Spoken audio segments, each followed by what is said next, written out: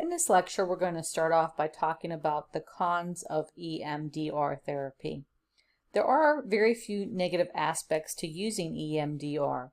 The biggest criticism of EMDR is that it hasn't been used long enough to draw long-term conclusions about its effectiveness.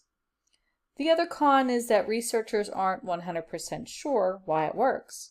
They have theories, of course, and they have proof that it does work, although they're just not quite sure 100% why.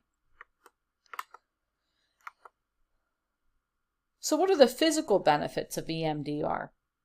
EMDR treatment helps to take the power away from these negative beliefs, showing that you are experiencing merely an interpretation of an event. There are other more valid and positive interpretations of that event that are available. It helps to recover from the trauma. Psychologists recommend EMDR for PTSD sufferers as it has proven extremely effective at processing all kinds of trauma. Through the bilateral stimulation, both sides of the brain are engaged to reprocess these distressing memories. EMDR has shown to help with depression, anxiety, nightmares, grief, divorce, bullying, abuse, and a multitude of other life traumas.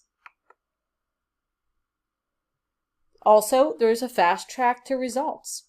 EMDR therapy takes a different approach from that of talk therapy. You don't have to sit there and divulge every single detail of your memories with the EMDR process. It helps to manage little stresses before they grow into bigger ones. And everyday stresses do take a toll over time if they are not dealt with. And it's part of ongoing self-improvement. So what would be considered a drawback about doing EMDR? We've already talked about the fact that there really are no side effects. Doctors generally consider EMDR to be a very safe treatment. It typically covers and causes fewer adverse reactions than, of course, medications for depression and trauma symptoms. EMDR may maintain its effectiveness after treatment ends. EMDR and other forms of psychotherapy may cause some side effects such as an increase in the distressing memories while you are working through all these issues, heightened emotions or physical sensations during the sessions, perhaps lightheadedness. There could be vivid dreams. There could be surfacing of new traumatic memories that perhaps were blocked or simply not remembered before. These symptoms will typically resolve as the treatment continues onward. Individuals should tell their therapist about their experiences between sessions so that they can work on the new memories and those symptoms in the future sessions. The three-pronged protocol of EMDR. The standard protocol involves the past, the present, and the future. Presenting problems are manifestations of the past. So the problems started and grew in the past.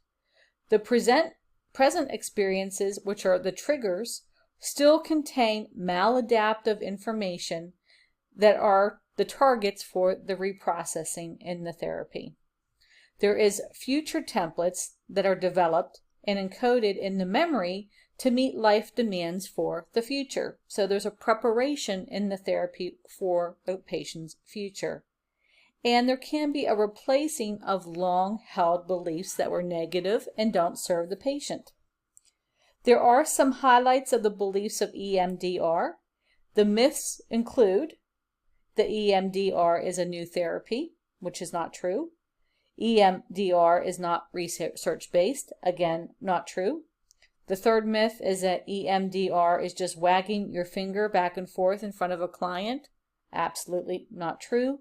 And that EMDR is a 1 to 5 session therapy approach. Also, again, not true, as we will go through in future lectures. So that concludes this lecture, and I will see you in our next one.